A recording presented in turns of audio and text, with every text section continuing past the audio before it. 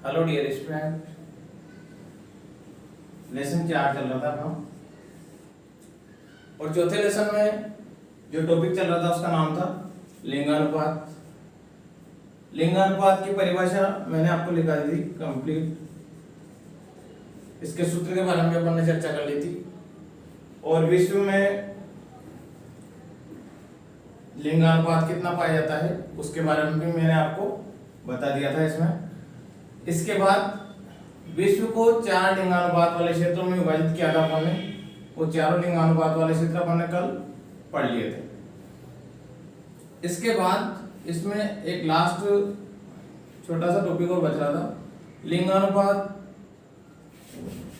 सर्वाधिक कहाँ पाया जाता है और न्यूनतम कहाँ पाया जाता है, तो उसके बारे में भी अपन देख लेते हैं। सर्वाधिक लिंगानुपात वाले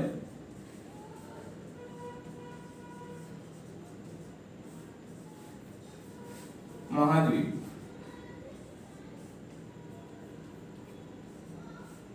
सर्वाधिक लिंगानुपात वाले महाद्वीप। सर्वाधिक लिंगानुपात वाले महाद्वीप में कोई सा भी महाद्वीप हो, मैंने आपको एक कल नोट लिखाया था, उसमें लिखाया था न्यूजीलैंड विश्व का एकमात्र ऐसा देश है जहां पर प्रति 100 पुरुषों पर स्त्रियों की संख्या ज्ञात की जाती है। इसके अलावा विश्व का कोई सा भी देश हो वहां पर प्रति 1000 पुरुषों पर स्त्रियों की संख्या ज्ञात की जाएगी। ठीक है। सर्वाधिक लिंगानुपात वाले महाद्वीप में सबसे पहले आता है यूरोप महाद्वीप। कौन सा महाद्वीप आता है? यूरोप महाद्वीप। यहाँ पर प्रति 1000 पुरुषों पर महिलाओं की संख्या 1072 है। देखो यूरोप महाद्वीप एक विकसित महाद्वीप है, पर यहाँ पे फिर भी स्त्रियों की संख्या ज्यादा होने का सबसे इंपॉर्टेंट कारण यह है, एक तो सुरक्षा, स्त्रियों के दृष्टिकोण से सुरक्षित महाद्वीप है। एक यहाँ पर स्त्रियों को अत्यधिक महत्व दिया जाता है। जैसे यहाँ पर राष्ट्रपति से भी ऊपर किसी का पद होता है तो वो होता है महारानी का, और महारानी यहाँ पे प्राचीन काल से ही महारानी बनती आ रही है। जैसे विक्टोरिया महारानी, एलिजाबेथ प्रथम, द्वितीय, तृतीय, अभी सप्तम चल रही है ना। तो ऐसे यहाँ पे महिलाओं को ज्यादा महत्व दिया जाता है, इसीलिए महिलाओं के लिए सुरक्षित महाद्वीप इसको बोला जाता है। इसके बाद दूसरे नंबर का है अपना उत्तरी अमेरिका।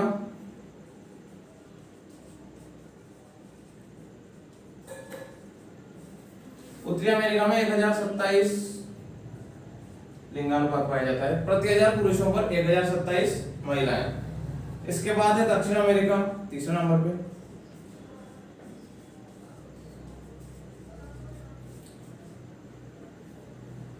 दक्षिण अमेरिका में ये जो लिंगानुपात है ये 1018 पाया जाता है। और अंतिम है अपना एशिया महाद्वीप। देखो एशिया महाद्वीप भी कुछ हद तक अच्छा महाद्वीप है। यहाँ पे कुछ देश ऐसे हैं जहाँ पर स्त्रियों को महत्व नहीं दिया जाता है, परंतु कुछ देश ऐसे भी है जहाँ पर स्त्रियों को महत्व दिया जाता है। ठीक है। तो यहाँ का जो लिंगानुपात है वो है 1002। प्रति 1000 पुरुषों पर स्त्रियों की संख्या कितनी है यहाँ पे? 1002। ठीक है। ये अपना लास्ट इसका थोड़ा सा रह रहा था लिंगानुपात वाले टॉपिक का, वो लिखा दिया मैंने आपको। इसके बाद इसका नेक्स्ट टॉपिक जो अपना चलेगा वो है जनसंख्या संगठन।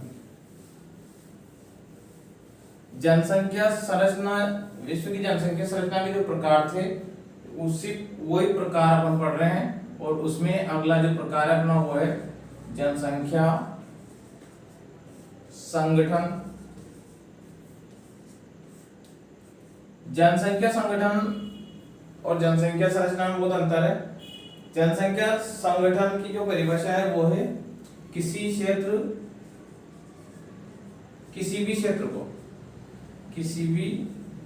क्षेत्र को आर्थिक आधार पर, किसी भी क्षेत्र का आर्थिक आधार पर वर्गीकरण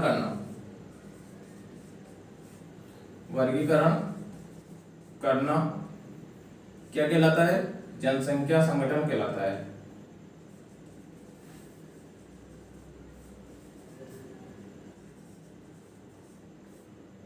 कहलाता है। ठीक है।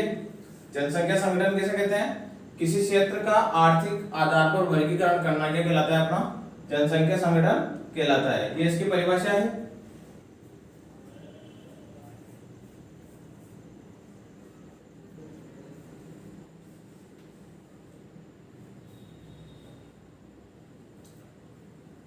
देखो इसको दो भागों में बांटा गया है। जनसंख्या संगठन कितने भागों में बांटा गया है? दो भागों में। जनसंख्या संगठन को दो भागों में बांटा गया है।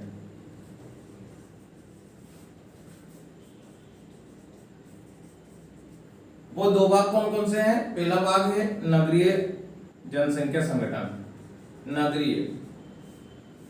नगरीय जनसंख्या संगठन। अब नगरीय जनसंख्या संगठन में अपन को क्या ज्ञात करना है, क्या पढ़ना है इसके बारे में? नगरों में जनसंख्या कितनी निवास करती है, कौन से महाद्वीप में कितनी या फिर विश्व में कितनी जनसंख्या है नगरों में निवास करने वाली। ठीक है, तो नगरीय जनसंख्या कौन सी जनसंख्या को बोलेंगे?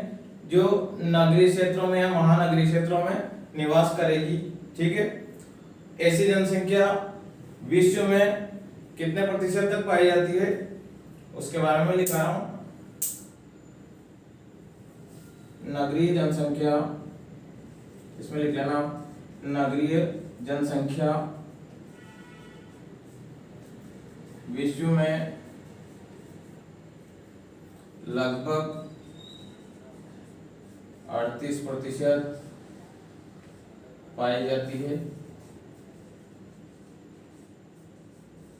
ठीक है, 2004 के अनुसार ये भी चाहो तो यहाँ पे सन भी लिख देना आप। 2004 के अनुसार कितनी है? 38% जनसंख्या कहाँ पाई जाती है? नगरों में पाई जाती है। ठीक है, ये जनसंख्या आगे देखो इसी में, जबकि 2012 के अनुसार नगरीय जनसंख्या 50% नगरों में पाई जाती है। कितनी पाई जाती है नगरों में? 50% जनसंख्या कहाँ पाई जाती है? नगरों में पाई जाती है।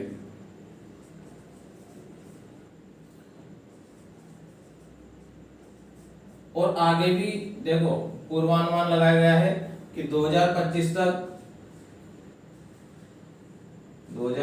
तक विश्व की 61% जनसंख्या नगरों में निवास करेगी। कितनी करेगी? 61% जनसंख्या का निवास करेगी नगरों में। ठीक है ना। सन 2004 के अनुसार तो 38% जनसंख्या नगरों में निवास करती थी। इसके बाद 2012 में जनसंख्या बढ़कर कितनी होगी? 50%। फिर इसके बाद में 2025 के बारे में भी कहा गया है। देखो बड़े बड़े अर्थशास्त्री होते हैं, जैसे थॉमस माल्थस नामक एक विद्वान ने कहा है कि उसने अर्थव्यवस्था के बारे में बताया है, संसाधनों के बारे में बताया है कि जनसंख्या जिस गति से बढ़ रही है संसाधन उतनी गति से नहीं बढ़ पा रहे हैं। ठीक है ना। तो यहाँ पे नगरीय जनसंख्या के बारे में पूर्वानुमान लगाया गया है। वो क्या है? 2025 तक विश्व की जनसंख्या 61% तक जो है वो नगरों में निवास करेगी। ठीक है ना।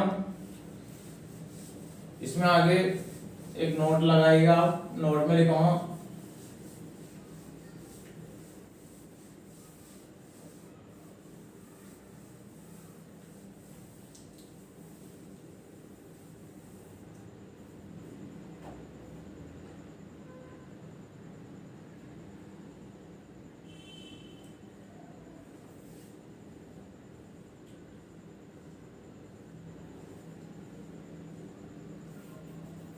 नोट में लिखना नोट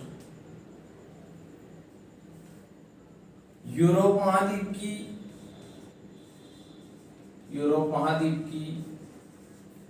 लगभग 75% जनसंख्या नगरों में निवास करती है।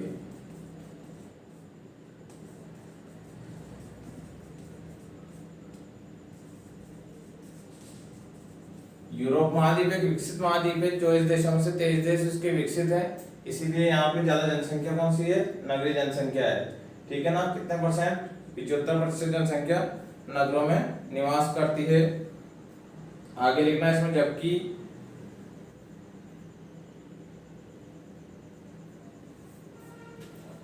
जबकि एशिया और अफ्रीका महाद्वीप में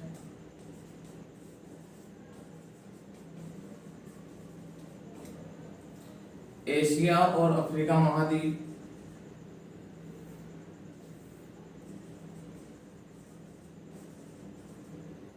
एशिया और अफ्रीका कैसे महाद्वीप है? विकासशील महाद्वीपों के देश है, मतलब विकासशील देशों के महाद्वीप है, ठीक है ना। इनमें अधिकतर देश जो है वो विकसित नहीं है, विकासशील देश है। तो यहाँ पर जो जनसंख्या पाई जाएगी वो किस प्रकार की पाई जाएगी? एशिया और अफ्रीका महाद्वीप में नगरीय जनसंख्या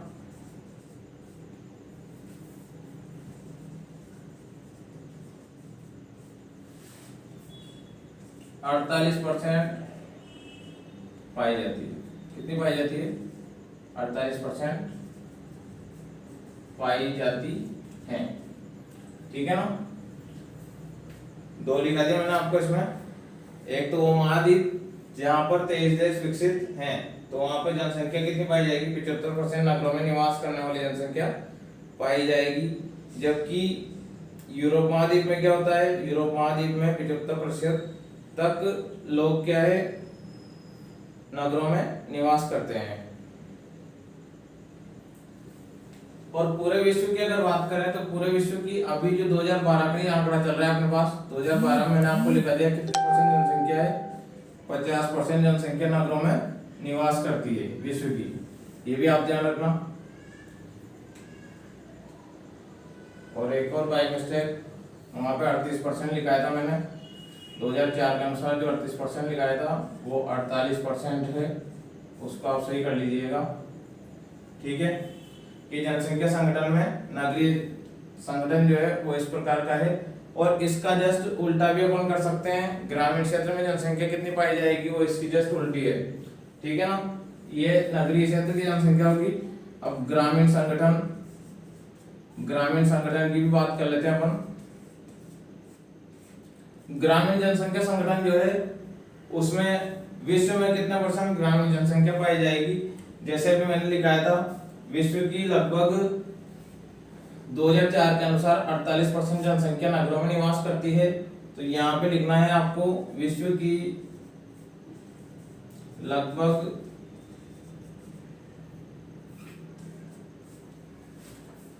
52% जनसंख्या गांवों में निवास करती है।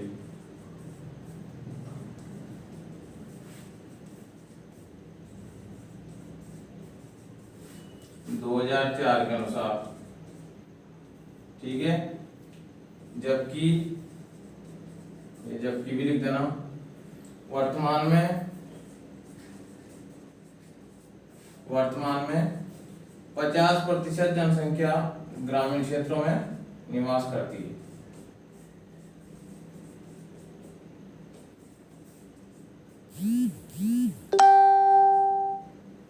ये ग्रामीण संगठन में क्या आपका, ठीक है।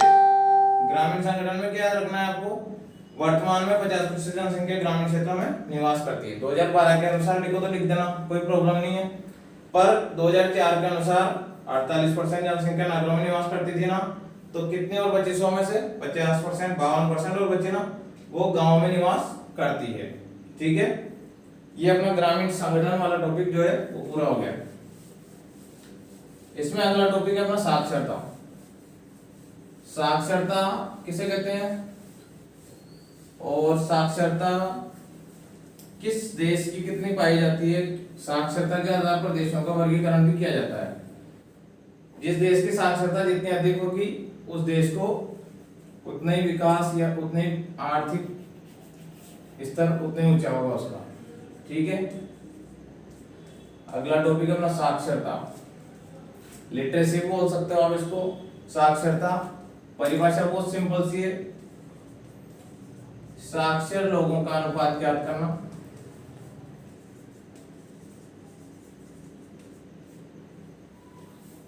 ज्ञात करना साक्षरता कहलाता है, ठीक है। पर आपको एक बात और पता नहीं है अभी, साक्षर लोग होते कौन है? साक्षर लोग जो है वो होते कौन है? जनरली आम आदमी, है ना। जैसे किसी गांव में गया एक व्यक्ति को आपने पूछा कि आप कहाँ तक पढ़े हो, तो वो कहता है कि मैं 7th क्लास तक पढ़ा हूँ या 6th क्लास तक पढ़ा हूँ, ठीक है। उसको क्या मानोगे आप? साक्षर मानोगे कि निरक्षर मानोगे? एक तो निरक्षर होता है, एक साक्षर होता है। ऐसी कंडीशन में आपको क्या मानना है? उसको साक्षर मानना है। अब कैसे मानना है? वो परिभाषा है साक्षर व्यक्ति की, ठीक है। वो परिभाषा आपको लिखनी है। साक्षर, साक्षर कौन होता है? देखो, वह व्यक्ति जो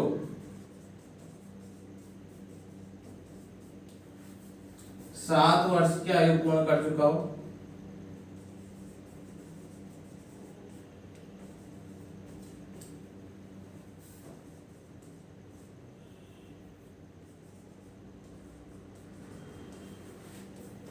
पढ़ना लिखना जानता हो,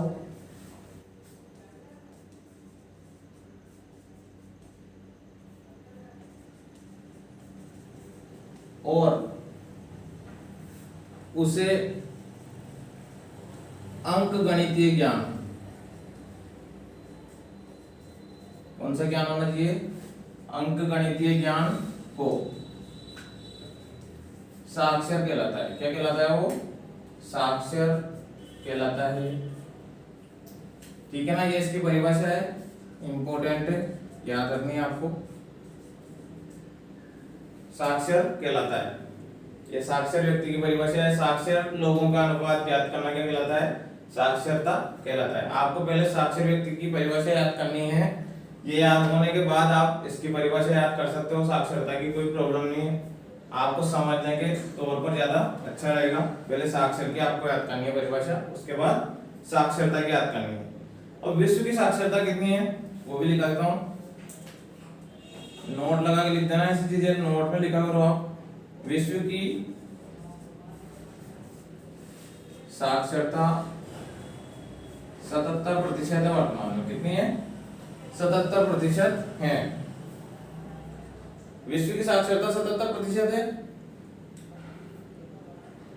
भारत की साक्षरता की बात करें तो भारत की साक्षरता कितनी है अभी? किसी को पता हो तो मेरे कमेंट बॉक्स में डाल के बताना मेरे को, अगले वीडियो में बताऊंगा इसका आंसर।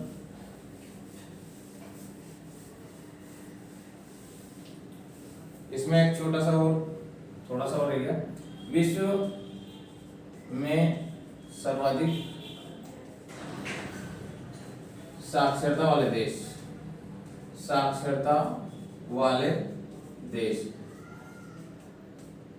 परीक्षा में ये क्वेश्चन आ जाए तो आपको कंफ्यूज होने की जरूरत नहीं है, याद करने की भी जरूरत नहीं है इसको, ठीक है। इसको कैसे याद रखना है देखो मैं बताता हूँ आपको। जितने भी विकसित देश है सारे इस वाले पॉइंट के अंतर्गत आएंगे, ठीक है। जैसे मैं अभी ऐसे अंदाज से लिख रहा हूँ आपके सामने, डेनमार्क यूरोप महाद्वीप का सबसे विकसित देश है, साक्षरता कितनी है? 100%। ऑस्ट्रेलिया लिख दूं, ये ऑस्ट्रेलिया, ऑस्ट्रेलिया की साक्षरता कितनी है? 100%, ठीक है। तीसरे नंबर पे नॉर्वे, मानव विकास सूचकांक में सबसे नंबर 1 रैंक है इसकी, और इस देश की साक्षरता कितनी है अपने पास? 100%। चौथे नंबर का देश यहाँ पे जापान, जापान एशिया महाद्वीप का सबसे विकसित देश माना जाता है, इसकी साक्षरता भी 100%। पांचवें नंबर पे कुछ भी लिख सकते हो, कनाडा लिख सकते हो, कनाडा दुनिया का सबसे ज्यादा साक्षर देश माना जाता है, 100% साक्षरता है यहाँ की, ठीक है। 5 देश याद रख लो, बहुत है। मैंने देश और उनकी राजधानियों वाला जो वीडियो है आपके पास, उस वीडियो में इन सबकी राजधानियां भी लिखाई है, वो भी आपको याद करनी है। बहुत फेमस देश है, ठीक है। इनके बारे में इतना ही बस, धन्यवाद।